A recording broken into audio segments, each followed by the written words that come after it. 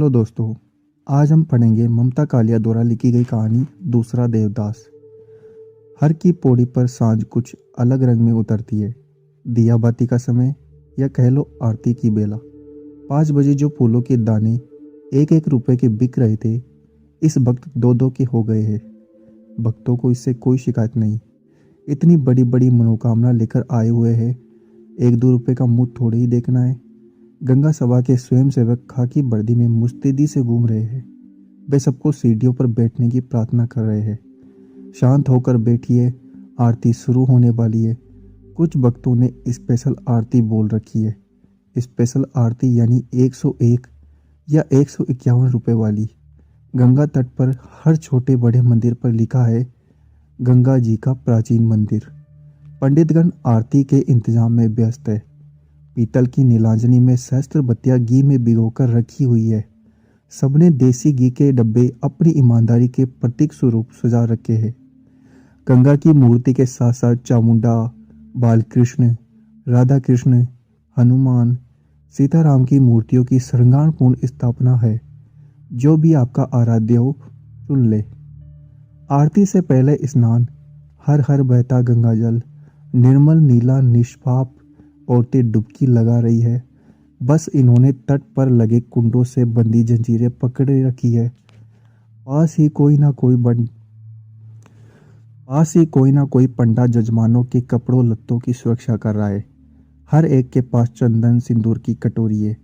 मर्दों के माथे पर चंदन तिलक और औरतों के माथे पर सिंदूर का टीका लगा देते हैं पंडे। कहीं कोई दादी बाबा पहला पोता होने की खुशी में आरती करवा रहे हैं। कहीं कोई नई बहू आने की खुशी में। अभी पूरा अंधेरा नहीं गिरा है, गोधूली बेला है। यकायक सहस्त्र दीप जल उठते हैं। पंडित अपने आसन से उठ खड़े होते हैं।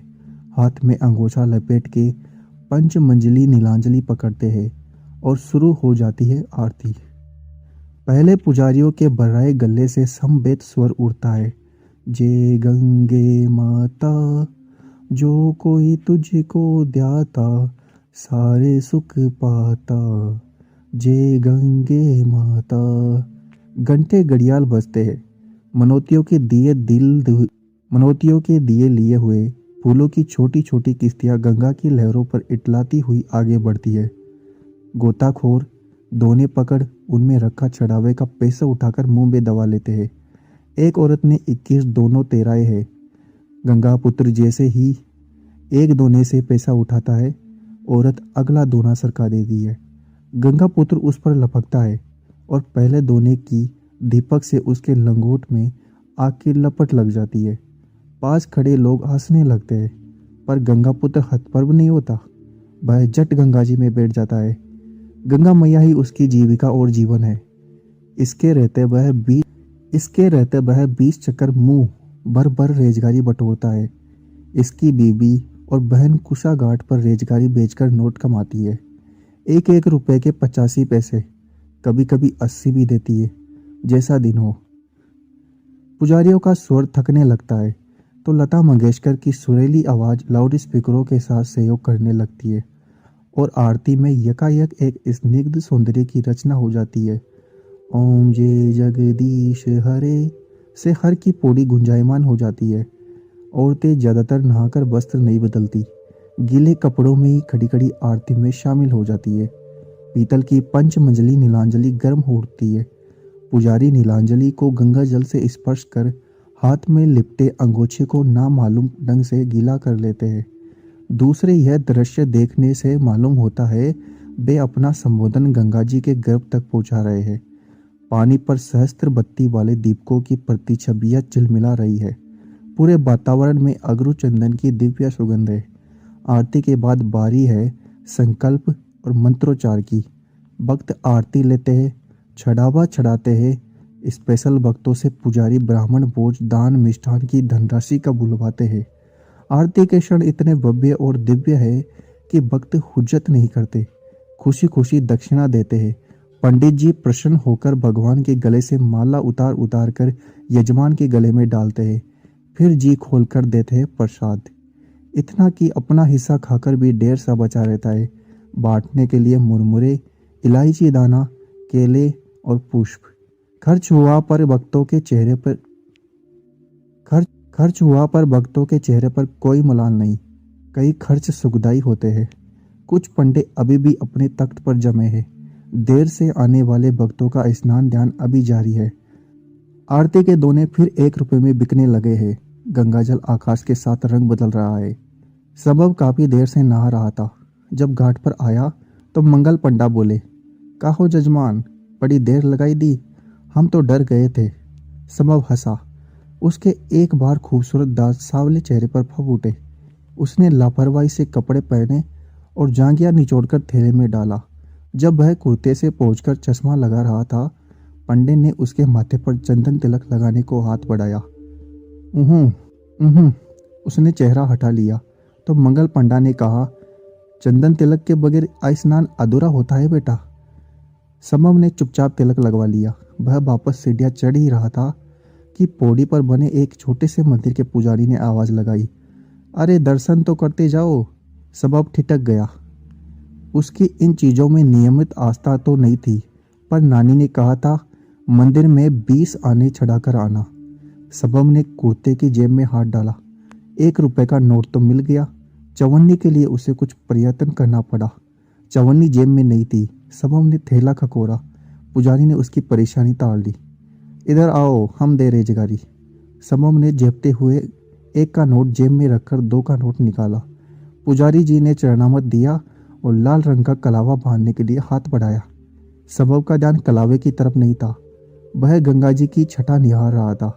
तभी एक और दुबली नाजुक सी कलाई पुजारी की तरफ बढ़ आई। पुजारी ने उस पर कलावा बांध दिया। उस हाथ ने थाली में 5.25 रुपए रखे। लड़की अब बिल्कुल बराबर में खड़ी आंख मूंद कर अर्चन कर रही थी। सबब ने यकायक मुड़कर उसकी ओर गौर किया। उसके कपड़े एकदम भीगे हुए थे, यहाँ तक कि उसके गुलाबी आंचल से सबब के कुर्ते का एक कोना भी गीला हो रहा था। लड़की के लंबे गीले बाल पीठ पर काले चमकीले शॉल की तरह लग रहे थे। दीपकों के नीम उजाले में, आकाश और जल की सावली संधि बेला में लड़की बेहद सौम्य, लगभग कांस्य प्रतिमा लग रही थी। लड़की ने कहा, पंडित जी, आज तो आरती हो चुकी, क्या करें, हमें देर हो गई।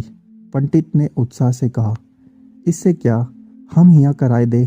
क्या कराना है, संकल्प, कल्याण मंत्र, आरती जो कहो। नहीं, हम कल आरती की बेला आएंगे, लड़की ने कहा। संभव इंतजार में खड़ा था कि पुजारी उसे 75 पैसे लौटाए, लेकिन पुजारी भूल चुका था।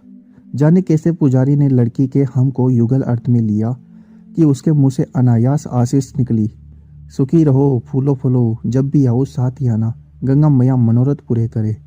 लड़की और लड़का दोनों अकबका गए। लड़की छटकर दूर खड़ी हो गई। लड़के को तुरंत वहां से चल पड़ने की जल्दी हो गई। शायद उनकी चप्पलें एक ही रखवाले की यहाँ रखी हुई थी। टोकन देकर चप्पलें लेते समय दोनों की निगाह एक बार फिर टकरा गई। आंखों का चकाचौंध अभी मिटा नहीं था। सबब आगे बढ़कर कहना चाहता था, देखिए, इसमें मेरी कोई गलती नहीं थी। पुजारी ने गलत अर्थ ले लिया। लड़की ने कहना चाहती थी, आपको इतना पास नहीं खड़ा होना चाहिए था। लड़की ने अपना होठ दांतों में दबाकर छोड़ दिया। दूल तो उसी की ही थी, बाद में तो बही आई थी। अंधेरे से घबराकर कहा कितनी पास खड़ी है, उसे कुछ खबर नहीं थी। लेकिन बातचीत के लायक दोनों की अमना स्थिति नहीं थी, पहचान भी नहीं। दोनों ने नजरें बचाते हुए चप्पलें पहनी। लड़की घबराहट में ठीक से चप्पल नहीं पहन पाई, थोड़ी सी अंगूठे में अटकाकर ही आगे बढ़ गई। सबब ने आगे लपक कर देखना चाहा कि लड़की किस तरफ गई। वह घाट की भीड़ को काटता हुआ सब्जी मंडी पहुंच गया। हर की पौड़ी और सब्जी मंडी के बीच अनेक घुमावदार गलियां थी। लड़का देख नहीं पाया था कि लड़की कहाँ ओझल हो गई। नानी का घर करीब आ गया था, लेकिन लड़का घर नहीं गया। वह वापस अंधे की गलियों में चक्कर लगाता रहा। उसने चूड़ी की समस्त दुकानों पर नजरें दौड़ाई। हर दुकान पर भीड़ थी, पर एक भीगी गुलाबी आकृति नहीं थी। आखिर भटकते भटकते संभव हार गया। पस्त कदमों से वह घर की ओर मुड़ा। नानी ने द्वार खोलते हुए कहा, कहाँ रह गए थे लल्ला, मैं तो जी में बड़ा कांप रही थी। तुझे तो तैरना भी ना आवे, कहीं पैर फिसल जाता तो मैं तेरी माँ को कौन मुंह दिखाती। सबब ने कुछ नहीं कहा। थैला तख्त पर पटक पैर धोने नल के पास चला गया। नानी बोली, ब्यालू कर ले। संभव फिर नहीं बोला। नानी की आदत थी एक बात को कई कई बार कहती। संभव तख्त पर लेट गया। नानी ने कहा, थक गया ना? अरे तुझे मेले ठेले में चलने की आदत थोड़ी ही है। कल बैसाखी है, इसलिए भीड़ बहुत बढ़ गई है। अभी तो कल देखना, तिल धरने की जगह नहीं मिलेगी पौड़ी पर। चल उठ, खाए हुए को खा ले। मुझे भूख नहीं है, समूह ने कुछ मुझे भूख नहीं है, समूह ने कहा और करवट बदल दी। अरे क्या हो गया? आई स्नान के बाद भी भूख ना ही चमकी? तभी ना इतनी सीख मलाई दई है। मैंने सविता से पहले ही कहा था, इसे अकेला ना भेज, यहाँ जी ना लगे इसका। नानी पास खड़े खटोले पर अधलेटी हो गई। उम्र के साथ साथ नानी की काया इतनी संक्षिप्त हो गई थी कि वे फैल पसर कर सोती तो उनके लिए खटोला पर्याप्त था, पर उन्हें सिकुड़कर गठरी बनकर सोने की आदत थी। गंगा को छूकर आती हवा से आंगन काफी शीतल था। ऊपर से नानी ने रोज की तरह शाम को चौक भी धो डाला था। नींद और स्वप्न के बीच संभव की आंखों में गांठ की पूरी बात उतर आई। लड़की का आंख मूंद कर अर्चना करना, माथे पर भीगे बालों की लट, कुर्ते को छूता उसका गुलाबी आंचल और पुजारी से कहता उसका सौम्य स्वर, हम कल आएंगे। संभव की आंख खुल गई। यह तो भूल ही गया था, लड़की ने कल वहां आने का वचन दिया था। संभव आशा और उत्साह से उठ बैठा। नानी को झकझोरते हुए बोला, नानी नानी चलो खा ले, मुझे भूख लगी है। नानी की नींद झूले के समान थी, कभी गहरी कभी उथली। उथले जोठे में उन्हें देवते की सुध आई। बे रसोई से थाली उठा लाई। संभव ने बहुत मग्न होकर खाना शुरू किया। वाह नानी, क्या आलू टमाटर बनाया है। माँ तो ऐसा बिल्कुल नहीं बना सकती। ककड़ी का रायता मुझे बहुत पसंद है। खाते खाते संभव को याद आया, आशीर्वाद की दुर्घटना तो बाद में घटी थी। वह कोर हाथ में लिए बैठा रह गया। उसकी आंखों के बीच आगे कुछ घंटे पहले का सारा दृश्य गुम गया। पुजारी का वह मंत्रोच्चार जैसा पवित्र उद्गार, शुद्ध सुखी रहो, फूलो फूलो, सारे मनोरथ पूरे हो, जब भी आओ साथ ही आना।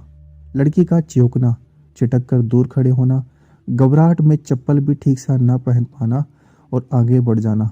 संभव ने बिचले स्वर में कहा, मुझे भूख ना है, मैं तो यूं ही बैठा था। सारी रात संभव की आंखों में शाम मंडराती रही। इसकी ज़्यादा उम्र नहीं थी, इसी साल एमए पूरा किया था। अब वह सिविल सर्विसेज प्रतियोगिता में बैठने वाला था। माता पिता का ख्याल था कि वह हरिद्वार जाकर गंगा जी के दर्शन कर ले तो बैग खटके सिविल सेवा में चुन लिया जाएगा। लड़का इन टोटकों को नहीं मानता था, पर घूमना और नानी से मिलना उसे पसंद था। अभी तक उसके जीवन में कोई लड़की किसी अहम भूमिका में नहीं आई थी।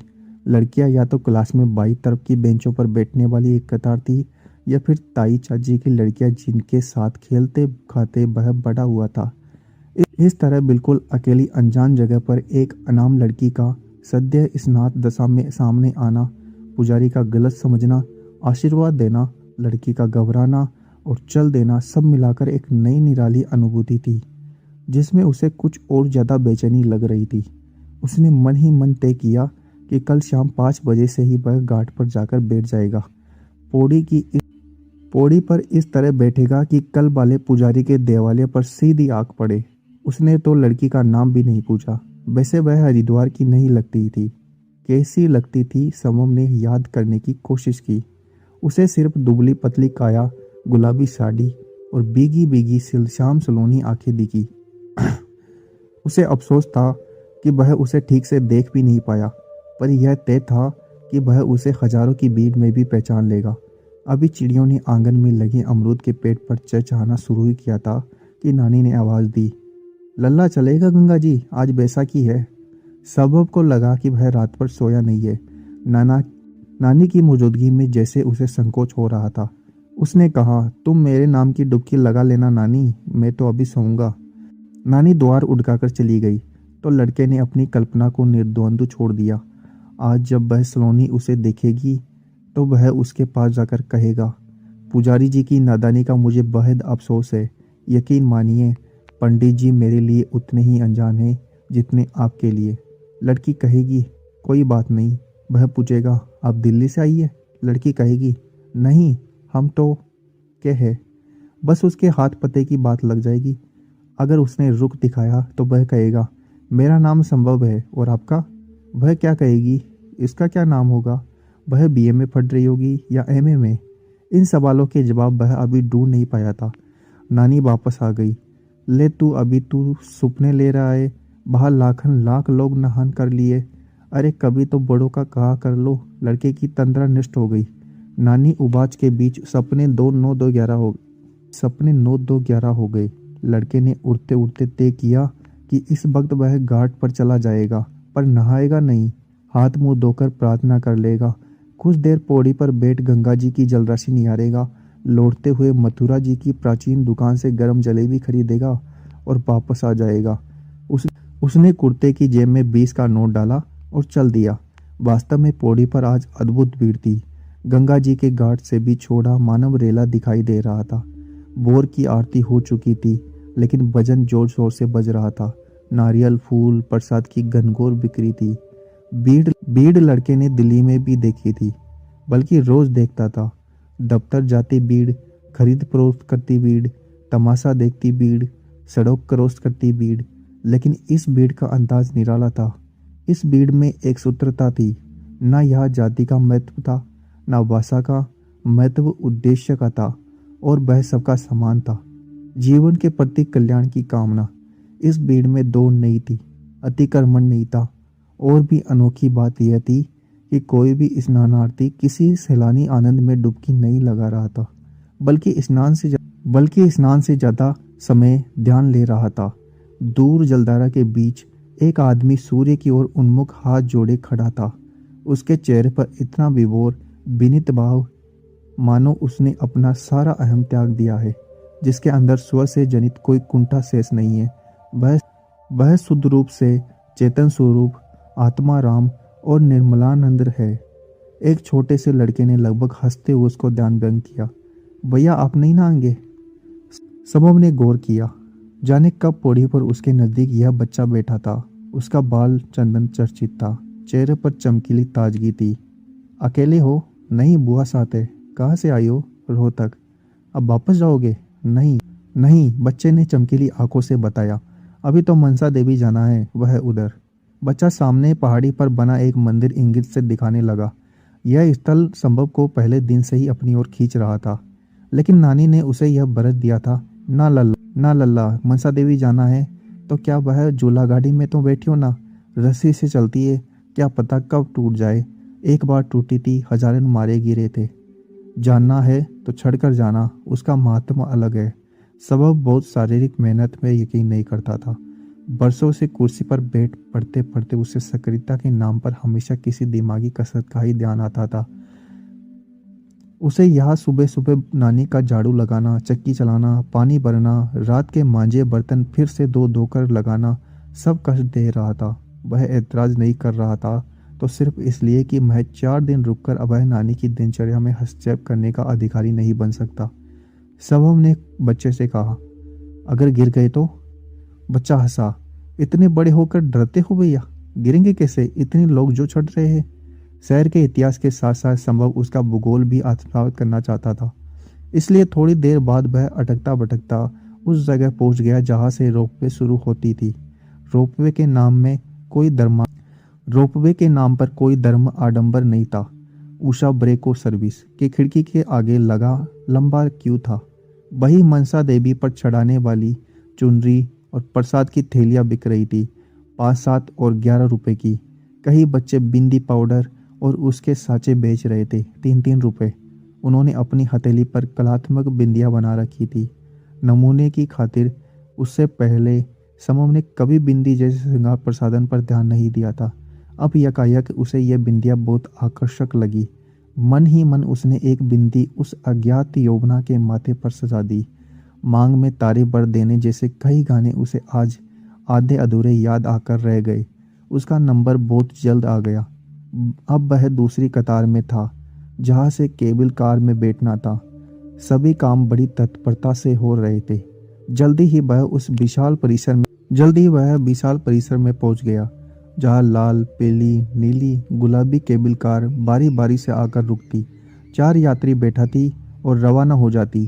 केबल कार का द्वार खोलने और बंद करने की चाबी ऑपरेटर के नियंत्रण में थी। संभव एक गुलाबी केबल कार में बैठ गया। कल से उसे गुलाबी के सिवा और कोई रंग नहीं सुहा रहा था। उसने सामने की सीट पर एक नवविवाहित दंपति चढ़ावे की बड़ी थैली और एक वृद्ध चढ़ावे की छोटी थैली लिए बैठे थे। संभव को अफसोस हुआ कि वह चढ़ावा खरीदकर नहीं लाया। इस वक्त जहाँ से केबल कार गुजर रही थी, नीचे कतारबद्ध फूल खिले हुए थे। लगता था रंग बिरंगी बादियों से कोई हिंडोला उड़ा जा रहा है। एक बार चारों ओर विहंगम दृश्य में मन रम गया तो ना मोटे मोटे फौलाद के खंभे नजर आए और ना बारी बारी केबल वाली रोपवे। पूरा हरिद्वार सामने खुला था। जगह जगह मंदिरों के बुर्ज, गंगा मैया की धवलधार और सड़कों के खूबसूरत घुमाव। नीचे सड़क के रास्ते चढ़ते हाँफते लोग, लिम्का की दुकानें और नाम अनाम पेट। बहुत जल्द उनकी केबल कार मनसा देवी के द्वार पर पहुंच गई। यहाँ फिर चढ़ावा बेचने वाले बच्चे नजर आए। सबों ने एक थैली खरीद ली और सीढ़ियाँ चढ़कर प्रांगण में पहुंच गया। नाम मनसा देवी का था, पर वर्चस्व सभी देवी देवताओं का मिला जुला था। एकदम अंदर के प्रकोष्ठ में चामुंडा रूप धारिणी मनसा देवी स्थापित थी। व्यापार यहाँ भी था। मनोकामना के हेतुक लाल पीले धागे ₹1.25 में बिक रहे थे। लोग पहले धागा बांधते, फिर देवी के आगे शीश नवाते। सबों ने भी पूरी श्रद्धा के साथ मनोकामना की, गांठ लगाई, सिर झुकाया, नैवेद्य चढ़ाया और बाहर से बाहर आ गया। आंगन में रुद्राक्ष मालाओं की अनेक गुमटियां थी, जहां ₹10 से लेकर 3000 तक की मालाओं पर लिखा था असली रुद्राक्ष नकली साबित करने वाले को ₹500 इनाम। एक तरफ हलवाई गरम जलेबी पूरी कचौड़ी छान रहे थे। मेले का माहौल था। सबब वापस केबल कार की कतार में लग गया। वापसी का रास्ता डलवा था। कार और भी जल्द नीचे पहुंच रही थी। इस बार सबब के साथ 3 समवयस्क लड़के बैठे हुए थे। वह केबल कार की डलवा दौड़ देख यकाएक 2 आश्चर्य एक साथ घटित हुए। वह बच्चा जो पौड़ी पर उसके करीब आकर बैठ गया था, दूर पीली केबल कार में नजर आया। बच्चे की लाल कमीज उसे अच्छी तरह याद थी, हालांकि इतनी दूर से उसका चेहरा स्पष्ट नजर नहीं आ रहा था। और बच्चे से सटी हुई जो दुबली पतली श्याम सलोनी आकृति बैठी थी, वह थी वही लड़की जो कल शाम के जुट फुटे में हर की पौड़ी पर उससे टकराई थी। संभव बेहद बेचैन हो गया। वह दाएं बाएं झुक झुक कर चिढ़ने की कोशिश करने लगा। उसका मन हुआ पंछी की तरह उड़कर पीली केबल कार में पहुंच जाए। बहुत जल्द केबल कार वापस नीचे पहुंच गई। संभव ने आगे आगे जाते बच्चे को लपककर कंधे से थाम लिया और बोला, कहो दोस्त। बच्चे ने अचकाकर उसकी ओर देखा। अरे भैया, रुककर बोला, हमने सोचा जब हमारा दोस्त नहीं डरता तो हो जाए एक ट्रिप। तभी आगे से एक महीन सी आवाज ने कहा, मन्नू घर नहीं चलना है? बालक मन्नू ने कहा, अभी आया बुआ। सबम ने अस्फुट स्वर में पूछा, ये तुम्हारी बुआ है? और क्या, मन्नू ने आश्चर्य जवाब दिया। हमें नहीं मिल पाओगे, हम तो तुम्हारे दोस्त हैं। मन्नू वाकई उसका हाथ खींचकर चल दिया। बुआ बुआ, इनसे मिलो, ये है हमारे नए दोस्त। उसने प्रश्नवाचक नजरों से संभव को देखा। अपना नाम खुद बताइए। वह नाम बताता, इससे पहले उसी महीन मीठी आवाज ने कहा, ऐसे कैसे दोस्त है तुम्हारे, तुम्हें इनका नाम भी नहीं पता? अब संभव ने गौर किया। बिल्कुल वही कंठ, वही उलाना, वही अंदाज। पुलक से उसका रोम रोम हिल उठा। हे ईश्वर, उसने कब सोचा था मनोकामना का मौन उद्गार इतनी शीघ्र शुभ परिणाम दिखाएगा। लड़की ने आज गुलाबी परिधान नहीं पहना था, पर सफेद साड़ी में लाश से गुलाबी होते हुए उसने मनसा देवी पर एक और चुनरी चढ़ाने का संकल्प लेते हुए सोचा, मनोकामना की गांठ भी अद्भुत अनोटी है, इधर बांधो उधर लग जाती है। पारू बुआ इसका नाम है, मनु ने बुआ का अचल खींचते हुए कहा। संभव देवदास। संभव ने हंसते हुए वाक्य पूरा किया। उसे भी मनोकामना का पीला लाल धागा और उसमें पड़ी गिठान का मधुर स्मरण हो आया। तो ये थी हमारी आज की कहानी दूसरा देवदास। ममता कालिया की ये कहानी आपको कैसी लगी हमें कमेंट बॉक्स में ज़रूर बताइएगा। Till then, see you in the next video.